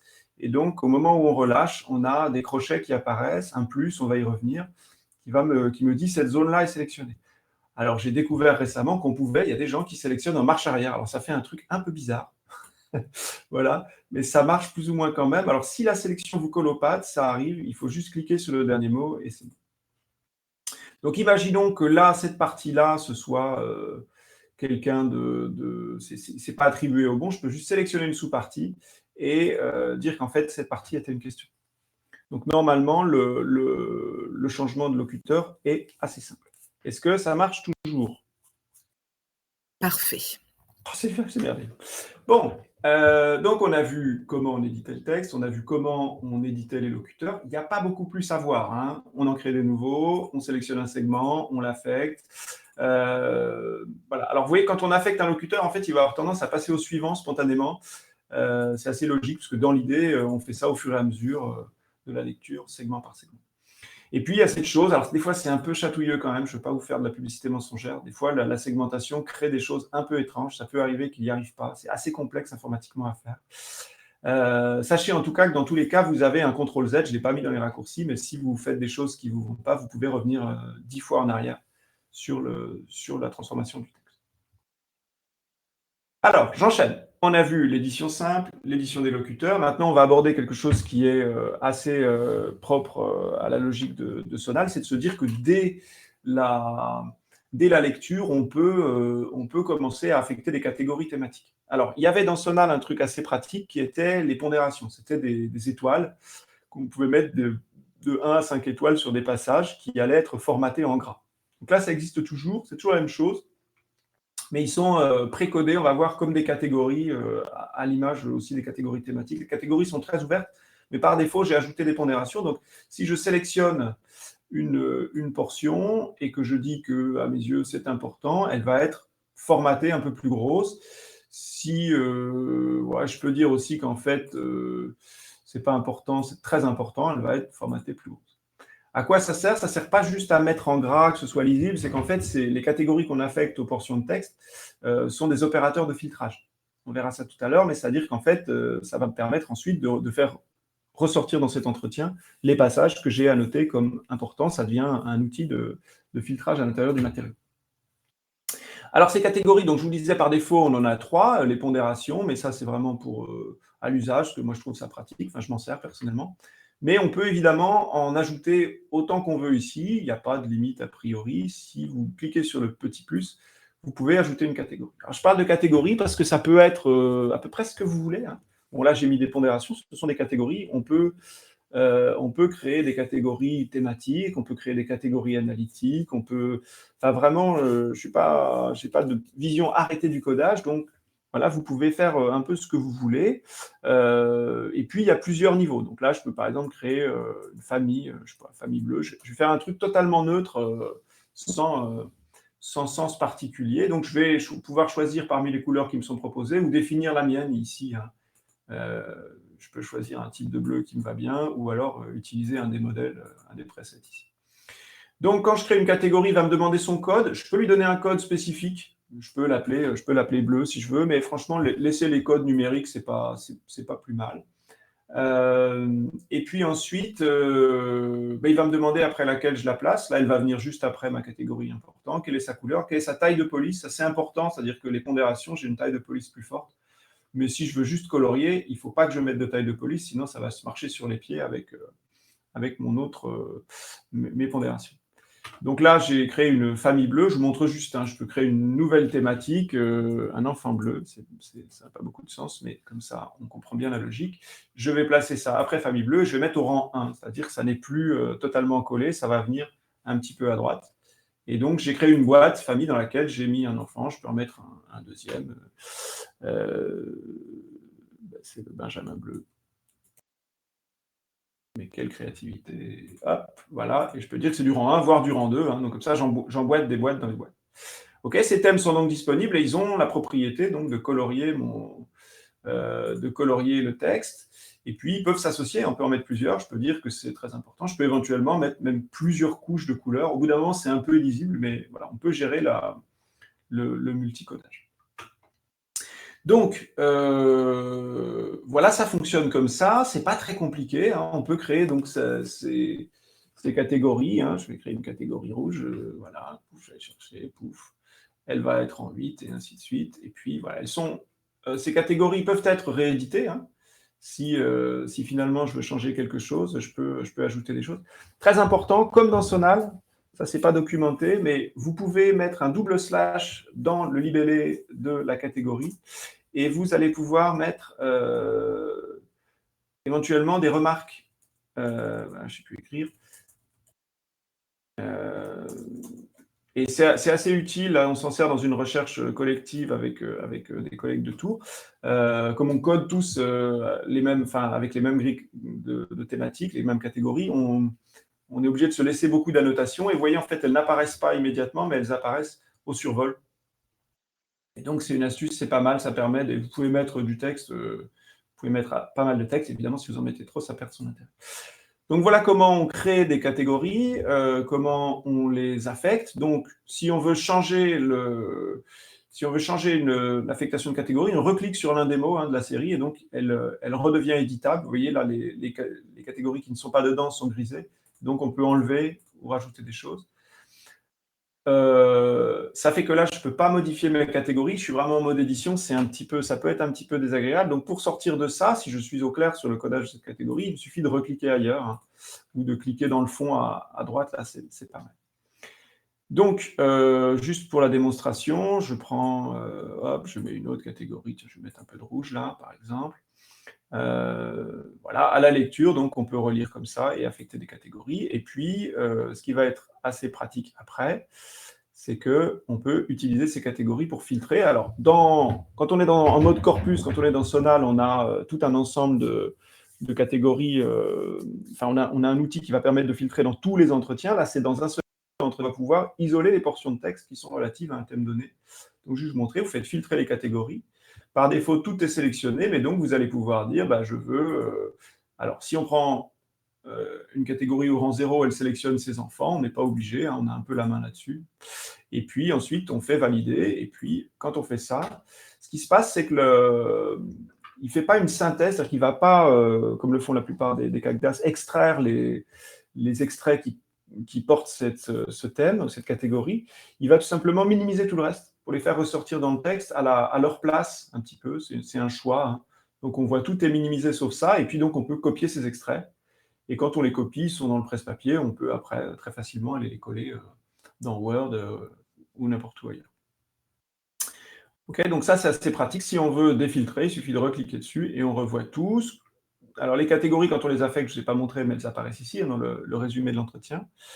Et puis, évidemment, vous pouvez dire, je veux le bleu ou rouge, ou le bleu et le rouge, auquel cas, normalement, si tout se passe bien, il a tout gardé. Ouais, ça ne marche pas, c'est fabuleux. Mais bon, bref, en gros, on a des catégories de filtrage un peu fin. Tout ça reste à peaufiner. Ça marche toujours? Oui, très On bien. n'entend même plus rien. Bon, ok. Donc Si, voilà, très bien. c'est le codage thématique. Donc c'est un codage qui sera perdu si vous... Enfin, qui ne sera pas totalement perdu, mais c'est vraiment pensé pour préparer le travail d'agrégation des matériaux dans Sonal. Donc, dans les formats d'export, dans Word, des choses comme ça, ce qui devient de plus en plus compliqué par ailleurs, ces catégories sont un peu perdues. Donc, il faut vraiment s'en servir si vous êtes dans l'idée d'utiliser Sonal, où on va le voir, on peut faire des exports dans un format qui est lisible en HTML, mais bon, ouais, ça sert à ça. Vous avez ensuite, j'avance d'un onglet, vous avez des notes. Donc là, vous allez pouvoir ajouter ce que vous voulez sur l'entretien. C'est l'endroit de laisser un mémo. Vous pouvez sauter des lignes, vous avez de la place. Donc je pense que c'est très, très utile à la lecture ou après la lecture de laisser ses impressions. Là, c'est de la méthode, hein, mais de faire des retours sur le contenu de l'entretien, ce que vous en avez pensé. C'est vraiment l'endroit où laisser des informations. Mais là, c'est sur des notes pour tout l'entretien, hein, c'est pas sur une zone spécifique. Alors, oui, je vais trop vite. Si tu veux, sur une zone spécifique, alors, soit elle n'a pas encore été thématisée, donc tu la survoles. Alors, il faut aller sur la thématisation. Donc, je me mets là, pouf. Je peux, en cliquant sur le plus, si ça veut bien, c'est un petit peu chatouilleux, ça. Voilà, je peux commenter. Et si tu fais commenter, normalement, alors il va te demander, attention, tout le monde se plante, attention, première chose, c'est il faut donner son nom, parce que ça va laisser votre nom. Les gens, ils tapent directement leurs commentaires ici. Tout le monde tombe dans le panneau, donc je mets mon nom et ensuite j'ajoute mon commentaire en espérant que ça marche. Donc quand je valide, ça ne marche pas, évidemment. Il y a un bug à régler. En fait, ça va bien marcher si vous cliquez d'abord sur un truc qui a été thématisé. Alors, je sélectionne un truc thématisé s'il veut bien. C'est là que ça fonctionne super pas du tout. Alors attendez, normalement, je vais mettre un thème ici. Waouh. Et voilà. Hop, hop, je sélectionne. Alors, je vais faire entrer pour que tu déconnes comme ça. Bon, on peut ajouter des commentaires, je vous assure, en général, ça marche. Mais là, je ne sais pas ce que j'ai fait en farfouillant depuis tout à l'heure, donc je l'ai mis dans la panade et donc ça ne marche plus. Mais en gros, normalement, les choses ont été faites à peu près proprement. Voilà. Et que je valide. Voilà, j'ai un com sur le côté qui apparaît. Il y a un petit bug là, c'est encore mystérieux, on y travaille avec les collègues parce qu'ils se sont cassés les dents là-dessus. Donc je vous présente toutes mes excuses, c'est du travail en cours de finalisation. Mais voilà, on peut laisser des commentaires, ils apparaissent dans la marge et ils apparaîtront dans les exports au format HTML. Je suis désolé, c'est un peu bancal. Alors les commentaires, normalement, vous pouvez les ajouter aussi dans les outils. Ici, vous avez l'onglet outils et si vous sélectionnez, vous devez pouvoir ici laisser un commentaire et voir si ça marche. Ouais, là, ça marche. Bon, désolé, des fois, c'est un peu chatouilleux pour des raisons que je ne maîtrise pas. Si vous recliquez sur un commentaire et que vous effacez le texte, il comprend que vous voulez le supprimer, donc il va disparaître. Voilà, Damien, j'espère avoir satisfait ta curiosité. Les notes portent effectivement sur tout l'entretien. Elles ne sont pas liées au défilement, par exemple, hein. C'est vraiment des notes. Ça apparaîtra en tête des exports, en fait. C'est-à-dire que c'est vraiment pour la relecture future, on se laisse des remarques, on se laisse des informations clés. Elles seront avant le texte dans les exports. On avance, on a ensuite ici un onglet pour ajouter des variables, des métadonnées. Donc ça, moi, j'y tiens assez. Alors, on peut donc ajouter des variables, c'est très simple. On clique sur le plus et on va pouvoir, là aussi, elles ont un code. Autant le laisser celui qui nous est proposé. Et on va pouvoir ajouter une variable, quelle qu'elle soit, ce que vous voulez. Je ne sais pas, la profession en toutes lettres, l'âge. Ouais, vous pouvez, voilà. J'ai mis des modèles, en fait, il y a des choses que vous n'avez peut-être pas envie de saisir. Vous pouvez, donc, il va vous proposer la variable sexe. Alors, comme j'ai mis quelque chose, il ne repasse pas dessus. Alors, sexe ou genre, hein, comme vous voulez. Mais voilà, il vous propose des modalités que vous pouvez éditer. Mais sinon, vous mettez ce que vous voulez. Et puis, donc, elles ont deux caractéristiques. Soit elles sont générales, c'est-à-dire qu'elles vont porter sur tout l'entretien. Le lieu où vous l'avez fait, voilà. Soit vous créez des variables par locuteur ou par locutrice. Ce qui permet, c'était un des problèmes de l'ancienne version de Sonal, c'est que si vous rencontrez deux personnes, bah, dans la base de données, il y a une ligne, et donc ça dénombrait pas bien le nombre de gens, etc. Donc là, vous pouvez aussi créer des variables par locutrice. Les variables peuvent être publiques ou privées, c'est-à-dire qu'on va voir, c'est pas encore finalisé ça, donc je vous montrerai pas, mais la logique comme dans Sonal, c'est-à-dire que si vous mettez en variable publique homme, 40-50 ans, cadre, je ne sais pas quoi, et bien quand vous allez copier des citations ou copier des extraits à partir du logiciel, ces informations apparaîtront dans le pied, en fait, de la citation. Donc c'est assez pratique, mais donc vous définissez si les variables sont publiques ou privées. Si elles sont privées, elles resteront visibles uniquement à l'intérieur du logiciel. Et donc ensuite, quand vous validez, ça vous crée, là je l'ai fait par répondant, donc pour chaque répondant, mon répondant est nouveau, il va me proposer de choisir le sexe, etc. C'est pas très très compliqué à utiliser. Ce qui est important ici, vous voyez, c'est qu'il ne me propose pas de coder l'enquêteur. Parce que j'ai défini que question avait un point d'interrogation, donc c'est pas, il ne le code pas. C'est peut-être une erreur, mais c'est un choix que j'ai fait. Donc on a des variables par répondant, et puis on a aussi, je sais pas, des variables générales qui là vont s'appliquer à tout l'entretien. Donc, je sais pas, c'était en intérieur. Pardon pour le ridicule des exemples, mais voilà. On peut ajouter des variables. Donc, quand on prend une variable qui n'est pas déjà un preset, comme par exemple, là, je peux prendre les âges ou les PCS, j'ai mis les PCS au niveau 1 ou 2. Celles-là, elles sont déjà codées, mais si vous créez une variable... j'ai fait un truc génial. Si vous créez une variable qui n'a pas de modalité prédéfinie, il faut bien penser à faire entrer à chaque fois que vous modifiez quelque chose. Si je tape quelque chose et que je quitte, dans les faits, ce n'est pas mémorisé. D'accord ? Donc pensez bien, c'est un peu comme dans pas mal d'autres outils, si vous voulez mémoriser une nouvelle modalité, il faut faire entrer. Voilà, les variables, ça va servir ensuite, évidemment, elles seront exportées, elles seront récupérées dans Sonal pour alimenter le corpus. Très important, ça va permettre bien sûr d'avoir un corpus bien structuré où chaque entretien est décrit par les caractéristiques du locuteur. Ça marche toujours ? Oui. Ok, désolé, j'ai peur. Bon voilà, on a presque fait le tour. J'ai dit c'est un tout petit truc, c'est un tout petit truc pas tout à fait finalisé d'ailleurs, qui est encore un petit peu chatouilleux, vous l'avez vu. Bon, on finit quand même. Vous avez aussi un petit outil de recherche dans le texte qui va vous permettre de repérer, je ne sais pas, moi, je pense que c'est pas de quoi ça parle. Vous avez un rechercher remplacé, quoi. Là aussi, si j'y travaille. Donc, il vous montre les occurrences du terme que vous cherchez. On peut se balader dedans et puis on peut modifier comme on veut. Alors, ça pourrait servir à pourquoi pas anonymiser, mais il y a un outil d'anonymisation qui sera ajouté. Voilà, donc on peut... c'est assez simple, les rechercher remplacés, c'est assez pratique voilà, dans le texte. Mais là, il y aura bientôt un petit onglet, Clément Ferranderi et Max Bellinier y travaillent, il y aura un petit onglet anonymisé, donc vous pourrez choisir une portion de texte, comme on le fait, et puis dire cette portion doit être remplacée par autre chose. Ça ne se remplacera pas tout de suite, vous aurez l'ancienne version barrée, avec ensuite entre accolades ce par quoi ça doit être remplacé, et à l'export, ce sera écrasé. Donc voilà, on a presque fait le tour. Vous avez ensuite les petits outils. Donc là, assez rapidement, la fusion, ça peut vous permettre, si vous voulez, créer un seul segment à partir de plusieurs segments. Par exemple, je peux prendre tout cela et j'ai envie d'en faire un seul segment. Vous pouvez les fusionner, sauf que je n'ai pas pris le dé, donc il m'a fait un segment. Voilà. Bon, ça a tendance à enlever les espaces après les ponctuations pour l'instant, donc ça ne sert pas à grand-chose. Vous avez la fonction commenter, donc s'il est de bonne humeur, je pense que je réglerai ce problème dans les jours qui viennent. Vous pouvez ajouter un commentaire et normalement, il vous le met. Vous avez les fonctions de compactage. Donc ça, je n'ai pas pu vous le montrer tout à l'heure parce qu'a priori, ça s'est planté. Donc, quand vous avancez dans le texte, vous pouvez choisir de faire en sorte que tout ce qui a été avant ne soit plus représenté avec un segment par ligne comme ça, mais représenté de manière compacte.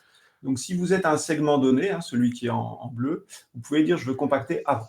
Et donc, il va ramener, il va faire un seul segment de tous les segments qui précèdent, ou alors vous décidez que vous compactez tout. Voilà. Et là, tout mon entretien est compacté, je n'ai plus une intervention par ligne.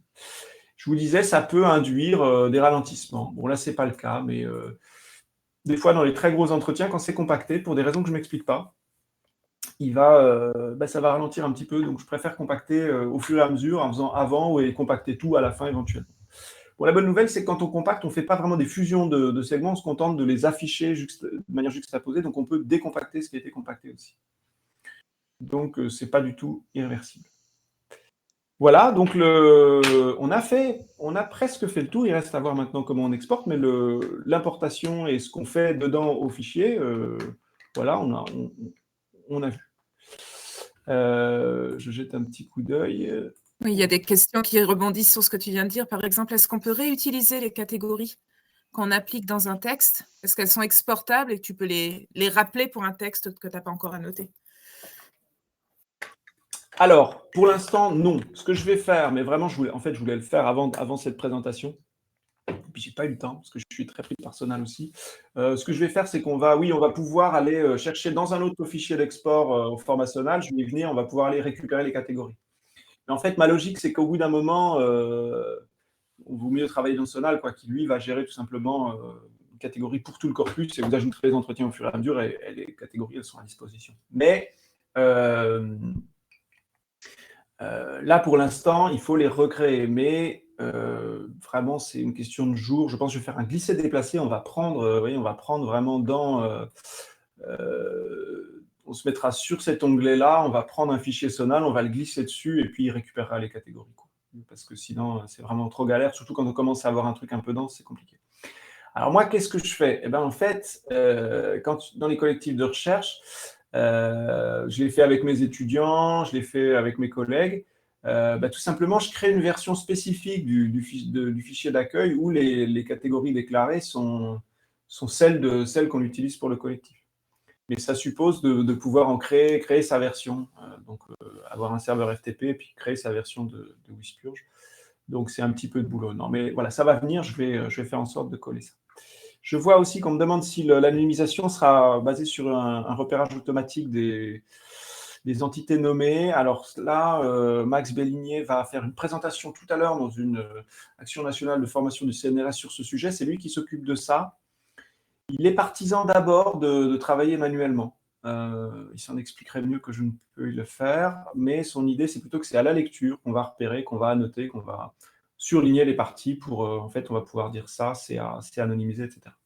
Moi, je pensais utiliser assez simplement, même pas un outil de NER, mais vraiment, pourquoi pas repérer les éléments en majuscules qui ne sont pas dans le dictionnaire ou les éléments en majuscules à l'intérieur des phrases, ou faire des choses assez simples, mais bon. Donc, pour l'instant, c'est manuel. Alors, je revois les autres questions. Est-ce que Wispurge est un outil collaboratif? Pas encore. C'est Sonal qui va le devenir. Est-il possible de réutiliser les catégories pour un autre entretien? Ça, je viens de répondre. Comment peut-on supprimer les variables? Est-ce que j'y ai pensé? Ça, c'est une très bonne question. Est-ce que j'y ai pensé? Donc, je vais dans les variables. J'ai une variable, je reclique. En fait, il faut cliquer sur l'étiquette. Pour l'instant, non, je ne peux pas. On peut les renommer éventuellement, mais bon, ça, c'est 3 fois rien. Ouais. Non, ça n'existe pas encore. Tout à fait, donc il ne faut pas en créer trop. Voilà. Alors, Rémi, à quoi sert compacter? En fait, quand on intègre un document depuis... si je redémarre, je reprends mon exemple, je vais chercher dans mon dossier. Je fais un glisser-déposer, vous ne le voyez peut-être pas. Voilà. En fait, à l'arrivée, le fichier SRT, il est traduit en segments. Donc, c'est un petit peu comme des sous-titres. C'est toute une succession de phrases, en fait. Ça, c'est un segment, ça, c'est un segment, ça, c'est un segment. Et ils sont juste tous les uns au-dessus des autres. Alors, quand le segment est long, parce que comme il reconstitue des phrases, effectivement, ça tient sur plusieurs lignes. Mais en fait, les segments sont empilés verticalement. Compacter, ça va faire en sorte, tout simplement, que tous les segments d'un même locuteur se suivent à la queue leu-leu, quoi, sans saut de ligne. Ça ne change pas grand-chose. Ouais, plein de questions, c'est génial. Insérer des événements interférents avec l'entretien, téléphone qui sonne, enfant qui pleure. Pour l'instant, il n'y a pas de charte. Dans Sonal, il y avait entre deux parenthèses ou double parenthèse, on pouvait ajouter des annotations. Là, vous pouvez le faire directement dans le texte. Je pense que, par exemple, là, si je mets coupure du Wi-Fi, voilà, pour l'instant, ça ne change rien. Alors, ils ne sont pas traités spécifiquement, hein, c'est dans le texte. Donc, voilà. Dans Sonal, il y avait une charte qui était faire double parenthèse, faisait un commentaire profond qui était caché, en fait. Donc, je ne sais pas. Après, vous pouvez aussi dire, vous pouvez créer une catégorie, je ne sais pas, remarque, annotation, ce que vous voulez, un truc comme ça. On peut imaginer de définir une couleur ou une taille de police. Vous voyez, pourquoi pas, je ne sais pas, dire que ça va être écrit tout petit. Et puis, je peux choisir, là, dire coupure du Wi-Fi, rien, ça lui fait faire des drôles de trucs. Non, c'est bon, c'est une remarque. Et donc, comme je sais pourquoi j'ai pas défini ma police. Pardon, j'y retourne, hein, ça déconne. J'ai mis une toute petite taille de police. Voilà, donc coupure du Wi-Fi, voilà, va être en tout petit ou des choses comme ça. Donc, on peut imaginer, pourquoi pas, une catégorie... voilà, et ensuite les exclure de l'affichage au moment des exports ou des choses comme ça. Ça se réfléchit. Mais bon, pour l'instant, il n'y a rien de spécifique.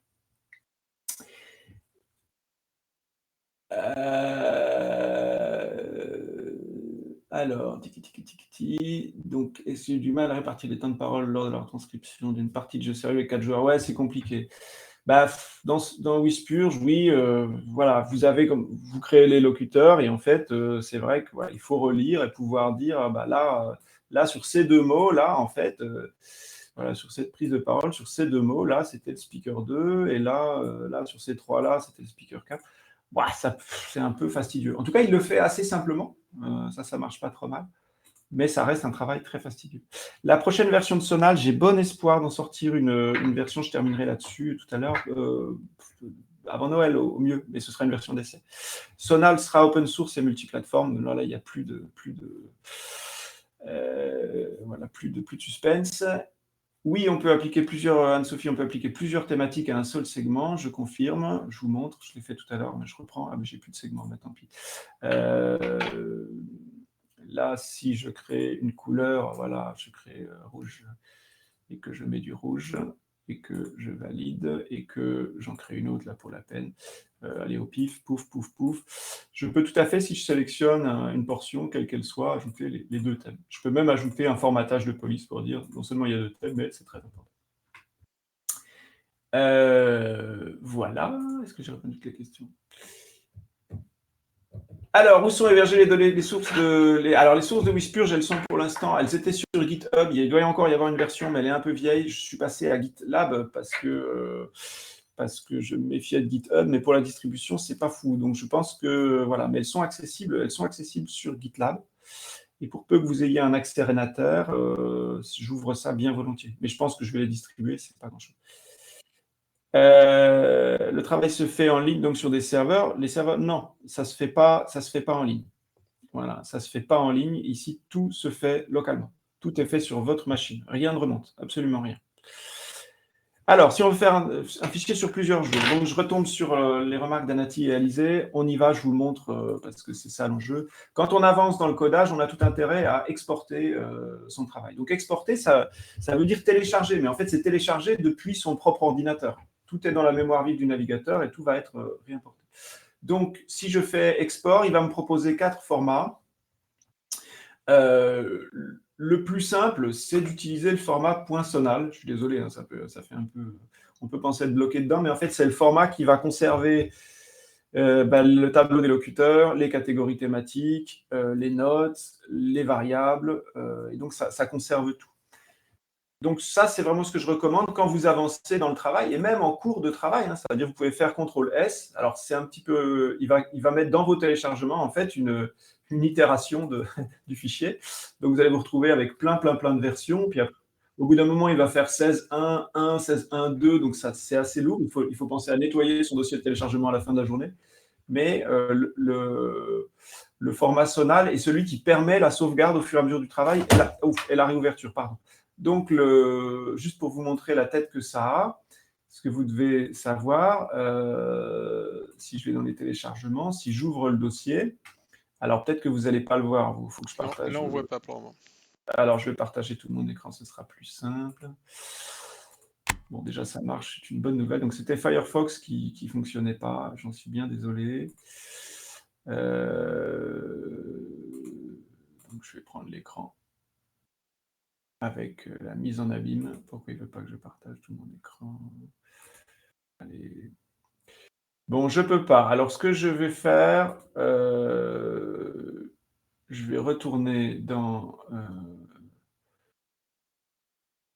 Alors, est-ce que je peux faire ça? Ah là là là là. Ce qu'il faut savoir, en fait, c'est que les fichiers Sonal, en fait, bon, évidemment, on va pouvoir les recharger. Donc là, j'ai fait un export. Je vide la mémoire. Je vais dans mon dossier de téléchargement. Je reprends, ça vous ne le voyez pas, je vous fais les commentaires en direct. Je reprends ma version 16 du fichier Sonal. Je la mets dessus. Et je peux y aller directement, je mets pas la bande, c'est pas grave. Je repars bien de là où j'étais, il a conservé mes catégories thématiques, il a tout gardé. Donc en fait, quand vous travaillez, vous faites CTRL-S, ça va vous exporter un format Sonal et vous pouvez le recharger ensuite avec la bande sans difficulté. Alors vous avez d'autres exports à disposition, il y a le format TXT, donc ça va vous faire un fichier texte, mais vous n'avez que le texte.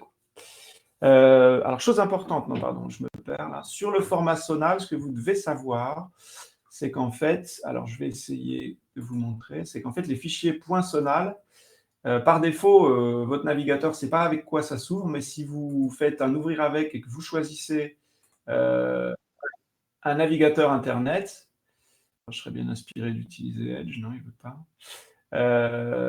Ben en fait, il va vous l'ouvrir, c'est un fichier, je vais vous montrer, c'est un fichier qui est tout à fait lisible par n'importe quel navigateur. Alors, je vais écraser mon ancien truc. Là, voilà. Là si je lis, ah ben évidemment, ça ne marche pas. Ouais. Je vous assure que ça fonctionne. En gros, vous avez un fichier HTML qui est lisible par un navigateur. C'est juste que là, comme j'ai mis l'adresse directement, je ne sais pas pourquoi il ne veut pas, il ne l'a pas ouvert avec, donc il me met le code. Mais je vous confirme que ça fonctionne. Donc, en gros, les fichiers .sonal, ils vous permettent de retravailler dans Wispurge et ils vous permettent aussi de... vous n'êtes pas... C'est pas perdu parce qu'en fait, le fichier, il sera lisible même hors de Wispurge. Je ne peux pas vous montrer parce que tout déconne aujourd'hui, c'est une série noire, mais en gros, vous voyez les catégories thématiques, elles apparaissent, elles apparaissent dans le texte et vous avez aussi les notes, etc. J'espère avoir répondu à votre question. Est-ce que Wispurge fonctionne si on est offline? Oui. Oui, vous le chargez une fois, ça marche encore. Mais si vous voulez charger une fois, normalement, il reste dans la mémoire du navigateur, ça doit continuer à fonctionner. Vous n'aurez juste plus ce merveilleux logo Wispurge en tête du truc parce que la police, elle est téléchargée. Voilà. Peut-être que certaines choses vont sauter aussi, mais globalement, non, je certifie que tout fonctionne, localement. Les formats d'export, je finis avec ça quand même. Donc, je vais rechercher les sorties pour l'instant. Donc, vous avez le format Sonal, le format TXT, donc ça va juste vous faire un fichier texte qui perd un peu tout le travail d'enregistrement que vous avez fait, mais qui va être compatible avec tous les lecteurs. Il fait du docx, mais alors, la bibliothèque que j'utilise, qui celle-là ne marchera pas si vous n'êtes pas en ligne, au moins au téléchargement initial. Cette bibliothèque, elle est un peu saquée par les navigateurs. Je ne sais pas si vous voyez mes téléchargements là, mais en gros, il ne met pas d'extension. Il vous fait un fichier qui s'appelle télécharger tout court. Là, c'est peut-être qu'il faudrait que je m'en occupe, mais il faut rajouter .docx pour qu'il soit lu correctement par Word.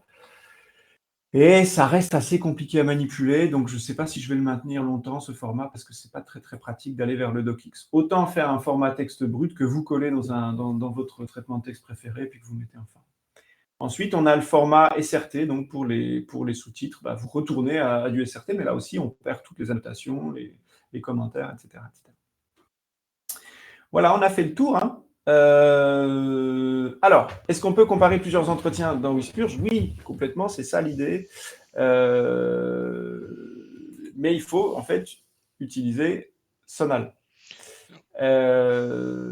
Et Sonal, je vais vous faire une Peut-être, petite ouais. review. Peut-être que tu peux préciser. En fait, moi, je t'avoue que j'ai un problème. J'arrive pas à comprendre pourquoi tu as fait Whispurge. Ouais. Alors que il y a Sonal.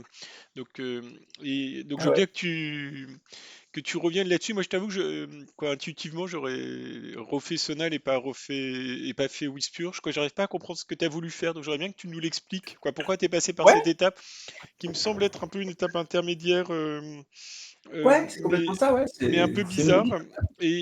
Et la deuxième question que j'ai, mais alors mais qui à mon avis est incluse dans celle-là, quoi, c'est parce que l'un des trucs géniaux de Sonal, c'était que il y avait beaucoup d'aide à la retranscription avant de Whisper, quoi. C'est-à-dire, selon si on tapait un espace ou deux espaces, ça allait arrêter, pas arrêter, on pouvait revenir en arrière, paramétrer le retour en arrière, etc. Et en fait, là, quoi, moi, je fais plus beaucoup de qualitatif, mais dans les utilisateurs du labo, il y en a qui se plaignent beaucoup de Whisper, là, tous ceux qui ont. Donc, c'était quand tu te reconnectais, mais tous ceux qui travaillent pas sur des milieux académiques ou des trucs comme ça, la transcription, elle peut être assez mauvaise, en fait, si on travaille avec des jeunes qui parlent mal ou quoi, des gens qui parlent un mauvais français. Comme Whisper, en fait, il a besoin d'un français le meilleur possible, ou tout simplement quand les gens parlent ensemble, il va sauter les parties qu'il n'arrive pas à comprendre sans rien dire, ou si on veut rajouter coup de téléphone, etc. Et ça, est-ce que ça, nous, nos utilisateurs, ils perdent énormément de temps à le refaire, et donc au point que certains préfèrent retranscrire directement que de Hmm. se casser les pieds à réécouter Whisper. Et donc j'espérais qu'en fait, tu allais proposer des aides à la correction, et j'ai pas le sentiment qu'en fait t'en as tant que ça. Bon, il y a bien sûr le fait qu'on puisse suivre, que quand on clique, on entend quoi, le paragraphe qu'on est en train de, quoi, sur lequel on vient de cliquer. Mais j'ai pas l'impression que tu as remis tant de trucs d'aide à la modification, quoi, autant que tu en aurais mis dans Sonal. Voilà. Donc Non, j'ai t'as deux raison. questions, hein. C'est pourquoi Ouais. Whisper, qu'est-ce que va faire, quoi, voilà, est-ce que tu vas faire des aides à la correction de Whisper? Euh, donc en fait, pourquoi Whisper? Ben, c'est l'urgence en fait, hein. C'est-à-dire que l'IA est arrivée quand même, enfin le modèle Whisper est arrivé très très vite, très fort. On s'en est servi assez vite dans les gens avec qui je travaille. Et on avait un besoin de correction rapide, quoi, si tu veux. Et Sonal, c'est une cathédrale, hein. C'est quand même un logiciel assez complexe. Enfin, il faut gérer un corpus, c'est beaucoup plus sophistiqué, c'est beaucoup plus de boulot. Et donc, Whisperge, moi, je l'ai tout de suite pensé comme. En fait, c'est une brique de Sonal. J'aurais dû appeler ça Sonal, mais comme c'est pas vraiment la même logique, c'est compliqué. C'est du JavaScript, je vais expliquer pourquoi.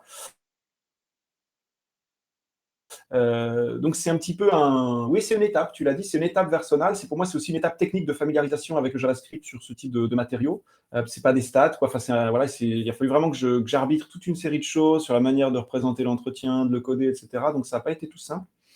Et donc je l'ai d'emblée pensé comme une brique du futur Sonal, mais c'est la brique de codage. Alors, pourquoi le codage et pas la retranscription? Ben ouais, c'est là aussi, je prends un peu acte du fait que oui, on travaille plutôt avec de la retranscription automatique aujourd'hui.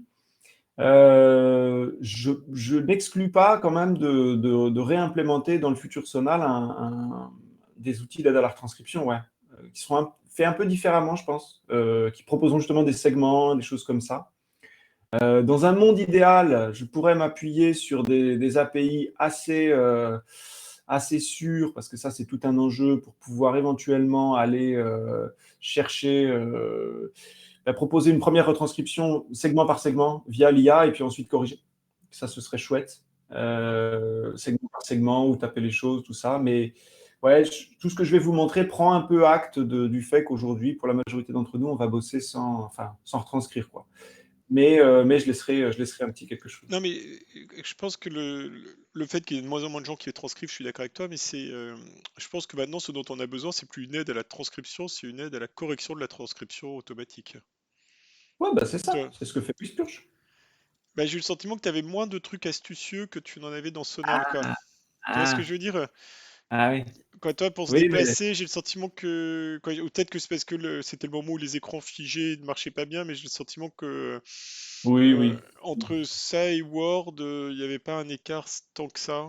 Euh, Bah, oui, non, la grosse différence, c'est que tu as la lecture synchronisée quand même. Ouais, c'est ça. Donc, Mais parce que toi, pour te dire, ce qui est rigolo, c'est que quand j'ai vu sortir Whisper, et j'ai bien vu que le SRT donnait beaucoup de timestamps, et donc je me suis dit que c'est là, il y a la solution, et je m'étais dit, je vais faire un fichier pour, quoi, je vais essayer de trouver une moulinette sous R pour que je puisse ouais. réimporter dans Sonal les textes avec, toi, et pour pouvoir réécouter et corriger en réécoutant, quoi.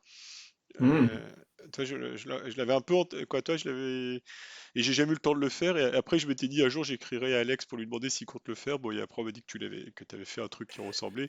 Mais voilà, mais c'est vrai que toi, j'avais un peu ça en tête de je réécoute et j'ai des aides pour corriger très facilement, c'est-à-dire que je vois exactement où je suis dans le texte au fur et à mesure, Ouais, ouais. où j'écoute et Oui, oui. c'est ça que je corrige, quoi.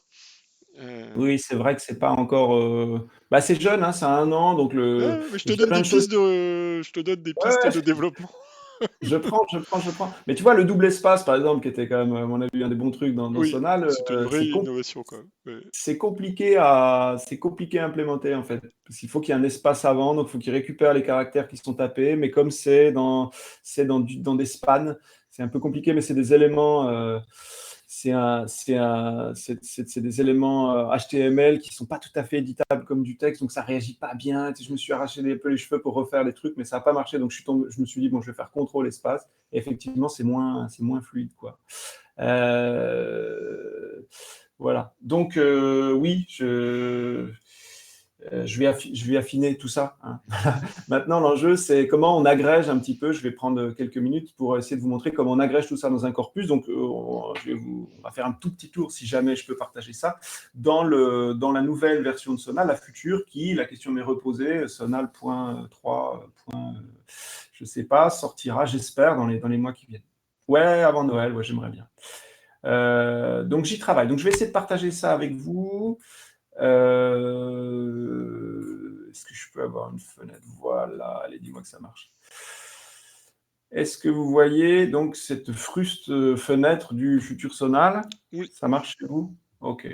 Donc, voilà, l'idée là pour moi, c'est que je suis en train de reconstituer l'architecture, donc tout est foireux, hein, les CSS c'est pas propre et tout, mais on va avoir un peu la même chose, c'est-à-dire qu'on va avoir les mêmes boutons à peu de choses près sur le côté pour les thématiques, les catégories, etc. Donc j'en suis là à créer tout simplement des corpus. Donc je peux faire un nouveau corpus. Il va me demander où je veux le mettre. Donc je vais rester dans mon dossier démo Wispurge. Je l'appelle nouveau corpus. Ouf, jusqu'ici ça marche. Il m'a donc bien créé mes catégories thématiques et je vais pouvoir ajouter les entretiens. Et donc ça va ressembler à ça. Je vais pouvoir sélectionner mon fichier de texte. Alors moi je vais faire des glisser-déposer, ou alors qu'est-ce que je peux prendre? Attendez, je vais vous montrer peut-être. 2 secondes, hein, je suis en train de farfouiller dans mes trucs. Je pense que vous voyez pas mon navigateur. Donc si je prends un entretien, voilà, si je prends un entretien Sonal et que je le charge, alors, il va récupérer les catégories thématiques et il va l'afficher. Alors là, j'ai un petit souci parce qu'il va plus vite que la musique. Il n'a pas encore les catégories thématiques au moment où il affiche. Mais ce qui est assez pratique, je vais vous montrer, c'est que je peux reprendre celui sur lequel j'étais à l'instant. Lui, il va avoir 2 nouvelles catégories thématiques qui vont se retrouver en bas. Et en fait, voilà, ça va ressembler à ça. On va pouvoir charger toute une série d'entretiens. Je vais essayer de vous montrer avec la même catégorie thématique. Excuse-moi, Si je peux Bastien aussi. et exemple 14, c'est bien 2 entretiens différents. Ouais, voilà, on retrouve. Là, je vous reconstitue un semblant de corpus, voir la tête que ça a. Ouais, alors il devrait les colorier, je sais pas pourquoi. Je vais le rouvrir, on va voir. Viens voir là, toi. Hop. On est en plein dedans. Voilà, donc ça, c'est le. Au bout d'un moment, en fait, c'est ça la logique de Sonal, hein. J'aurais dû commencer par là peut-être, mais donc quand on a codé ces fichiers dans Wispurge, ensuite on va pouvoir les mettre dans un corpus. Et quand on ajoute les fichiers, alors là, je suis vraiment en train d'y bosser, donc ça bug au premier chargement, mais il va récupérer les catégories qui viennent des différents corpus et il va créer un document commun. Et donc après, là, c'est la logique de Sonal, c'est-à-dire que on va pouvoir évidemment faire des sélections. Là, ça ne marche pas encore, mais on va pouvoir ne voir que ce qui a telle ou telle couleur. Et puis, on peut réaccéder évidemment au contenu. Alors là, j'en suis là, hein, il n'y a même pas de saut de ligne. mais voilà, on peut se balader dans les documents, etc. Ce qui est important là, c'est les nouveautés.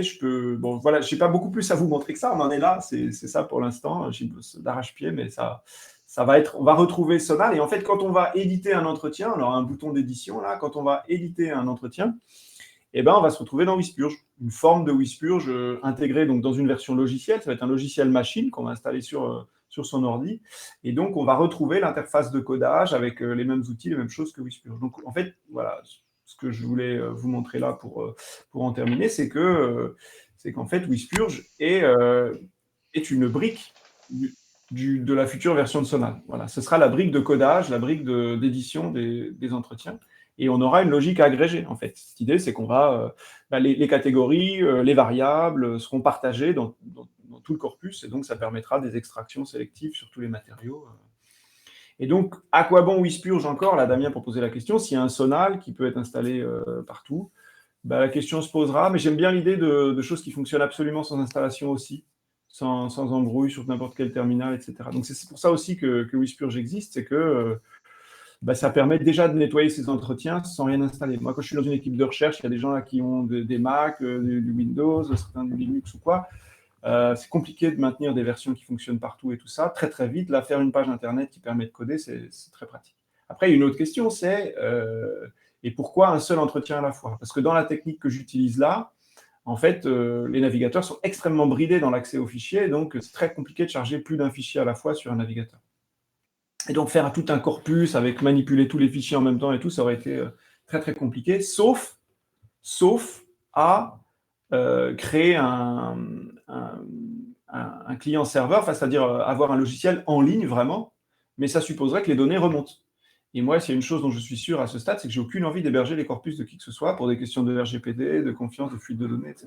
Donc, ça répond un petit peu aussi à ta question de tout à l'heure, c'est-à-dire que je voulais créer un outil de codage des entretiens qui fonctionne en ligne, mais comme c'est bridé, je n'ai pas pu tomber sur la logique de Sonal, et donc j'ai fait ça en attendant de pouvoir faire Sonal. Et donc, le futur Sonal, je vous en ai montré vraiment un tout petit peu, mais ce qui est important, alors ce sera 3, ou peut-être que je vais tout de suite passer à la version... Pas le 3. Ah non! C'est pas vrai, je ne sais pas si vous m'entendez, j'entends plus rien. Eh ben, on te réentend, mais on a eu une petite coupure de son et ton image est figée. Ah là là, quelle horreur. Je vais Me d'ailleurs revoici. couper ma caméra pour... Ça remarche? Alors ton son, oui, pas ton image. Bon, si vous voyez le PowerPoint et que vous ne me voyez pas, c'est l'essentiel. Le PowerPoint est sur Sonal Pi. Pi, c'est ça, un Pi? Voilà, ouais. Je pense que je vais passer directement de la version 2 à la version 3.14. Voilà, D'accord. voilà, c'est pour m'amuser. Et donc, cette version, donc, elle sera basée sur Electron.js, qui est donc une manière de faire des logiciels qui s'appuient sur un navigateur embarqué, en quelque sorte. C'est Chrome qui est derrière, mais ça, c'est du détail. Et donc, ça permet de tourner sur Windows, mais aussi sur Mac et sur Linux. Donc, je n'ai pas encore passé l'épreuve de l'installateur sur Mac et sur Linux, mais a priori, c'est censé le permettre. Cette version Pi, elle prendra acte de la transcription par IA. C'est ce qu'on disait tout à l'heure un petit peu, Damien. C'est-à-dire que voilà, l'idée, je ne suis pas sûr de mettre un outil de transcription linéaire où vraiment on fait portion par portion, etc. etc. C'est plus centré sur l'idée de la correction des transcriptions. Donc, ça change pas mal de choses. Voilà. Ensuite, la grosse nouveauté qui est importante, c'est que la version, là j'y ai travaillé, ça m'a fait donner un peu des... J'ai encore perdu des cheveux. C'est que cette version sera capable de se connecter à des serveurs dédiés. C'est-à-dire que là, je suis en train de le faire pour un projet de recherche. Je vais faire en sorte que Sonal permette de travailler à plusieurs sur un même corpus à distance. Donc, mais le serveur, c'est moi qui vais l'héberger, c'est moi qui vais le monter. Si vous avez envie de faire ça un jour, il faudra vous tourner vers un informaticien ou si vous avez les compétences, monter un serveur. C'est pas grand-chose, c'est copier 3 dossiers dedans, mais voilà, ce sera un truc privé en quelque sorte. Et puis là, à moyen terme aussi, je commence à travailler là-dessus. J'ai un ancien étudiant à moi qui s'est lancé dans l'informatique après une thèse, qui s'appelle Maxime Delannoy, et qui lui fait beaucoup d'IA et qui donc est prêt à... Enfin, on travaille à ce qu'il fasse des petits services en ligne qui permettent éventuellement de traiter de manière semi-automatisée les corpus via des outils d'IA qui seraient bien sécurisés. Hein, ce n'est pas aller donner ces corpus à ChatGPT, ce seraient vraiment des outils qui seraient entraînés sur nos données de manière sécurisée sur des serveurs pour éventuellement faire de la segmentation, c'est-à-dire repérer les passages, les parties en fonction des thèmes abordés, pour éventuellement faire des recherches approfondies. Ça, moi, je lui demande de bosser là-dessus. Ça m'intéresse beaucoup de sélectionner une portion de texte et de demander d'autres passages qui sont assez proches sémantiquement, qui disent le contraire, ou en tout cas de rapprocher des passages, pas sur des mots-clés, mais sur des contenus sémantiques. Et puis, pourquoi pas la catégorisation assistée. Là, on a commencé à y travailler, c'est encore balbutiant. J'espère avoir l'occasion de vous montrer ça si jamais ça marche. Mais l'idée, ce serait que dans un corpus, là, on a presque une centaine d'entretiens codés avec les collègues. Ben, si on fait les 25 ou les 30 premiers, plus on avance, plus ils nous suggèrent au surlignement des catégories pertinentes, qui prémâchent un peu le travail. Voilà, on va vers ça. Mais là, je peux juste faire du teasing, hein, c'est ce qui est en projet. Voilà, moi, je n'ai à peu près terminé. On va pouvoir, je vais bien répondre aux questions. Alors, Marc, dans Sonal, est-ce qu'on peut, sur un même corpus, avoir différentes catégories de données d'entretien, fausse-coup, observation, vignette? Ah oui, bien sûr, oui, oui. Ah oui, bah, il n'y a aucun... En fait, on peut mettre à peu près n'importe quel fichier texte, n'importe quel fichier son, on peut même mettre de la vidéo. Hein. Voilà. Et relier différentes données à un même répondant. Oui, bah, faut que j'y réfléchisse. En fait, là, il y a un truc, c'est qu'on est plusieurs à bosser sur les mêmes entretiens pour commencer à fiabiliser nos grilles de codage avec les collègues. Et ben j'ai 4 ou 5 versions d'un même entretien codé par différentes personnes. Et je me demande si je ne vais pas les laisser, enfin si on ne va pas pouvoir faire des espèces de méta-entretiens dans lesquels on mettrait différents matériaux sur un même répondant, c'est possible. Mais sinon, on peut s'en sortir, Marc, pour finir de répondre, on peut se sortir avec des variables, c'est-à-dire qu'on peut mettre dans la variable nom, et puis on met le nom de cette personne. Et après, on peut aller taper dedans. Alix, est-ce qu'on peut encore télécharger Sonal 2.1? Non, plus sur le site, il était complètement planté, j'ai tout débranché. Si vous y tenez absolument, je vais pouvoir vous retrouver le lien. Mais là, l'obsolescence va arriver rapidement, hein, donc je ne suis pas sûr que ça vaille vraiment la peine. C'est vraiment une question de mois, quoi. Je vais mettre en ligne une nouvelle version quand même très très vite. Ça sera peut-être un peu buggé, un peu instable, mais elle devrait marcher normalement assez efficace. Bon, Alix, si vous y tenez, je peux la mettre. Alors, les entretiens en Boilet, en Wolof, en Moore. Alors là, je n'en sais rien, Marc, sur les entretiens dans des langues non dominantes. Hein. Là, je ne sais pas du tout. Là, en fait, ce n'est pas du tout des aspects que j'ai beaucoup travaillé pour l'instant.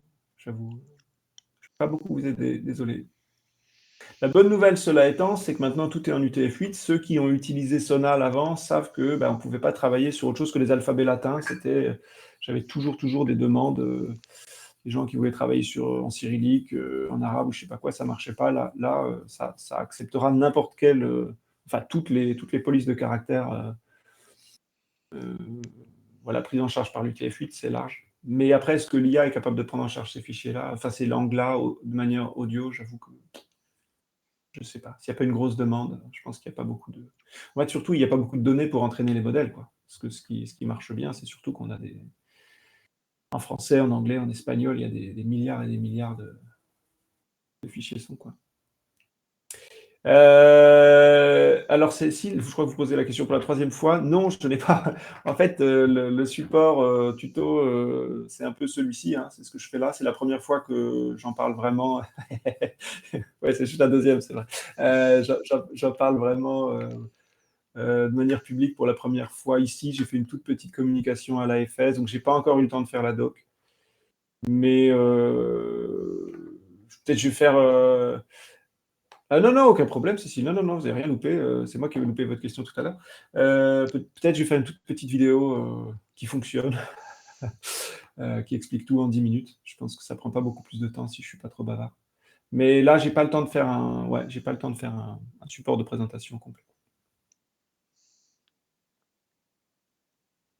Parce que faire les logiciels, c'est une chose, les documenter, c'en est une autre, c'est vraiment beaucoup de boulot aussi. Donc, j'attends des questions, je ne sais pas. Et c'est vrai que là, on a été un peu impatient. Tu as demandé de venir nous présenter le tuto. On aurait dû attendre un peu pour... Mais comme ça, on a la primeur, comme tu dis. Ouais, je vous ai dit, hein, on a essayé de repousser la date de celle que vous me proposiez. Je prenais la plus lointaine systématiquement. Je pense il y a encore un truc qui ne fonctionne pas. Vous avez vu, c'est les commentaires, là. C'est un petit peu chatouilleux. Une fois sur deux, ça lâche, pour des raisons que je ne m'explique pas encore. Mais ça, c'est affaire de quelques jours. Et puis, il y a encore ce truc de récupérer les thématiques d'un autre codage.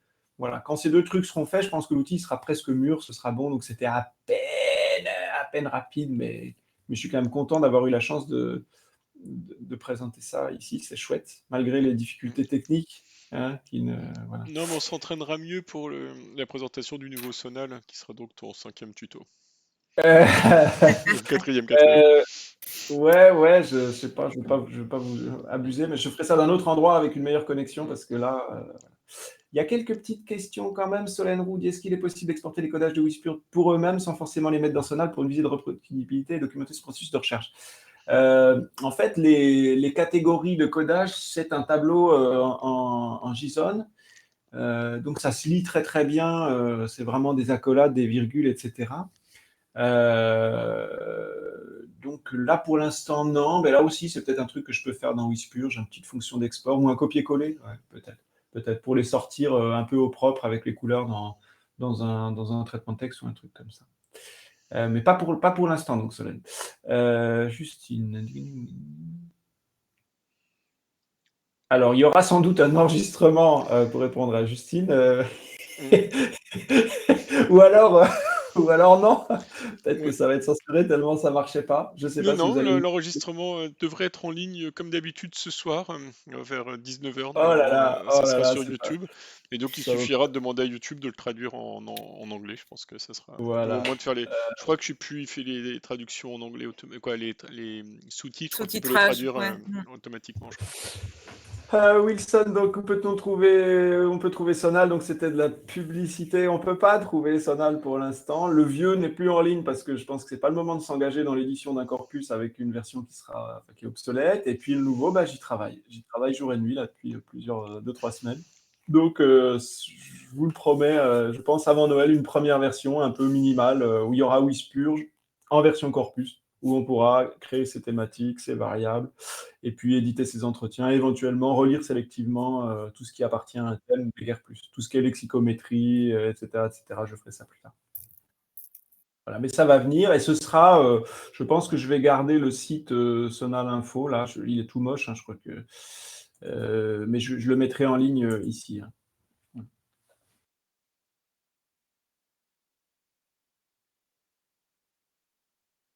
Voilà.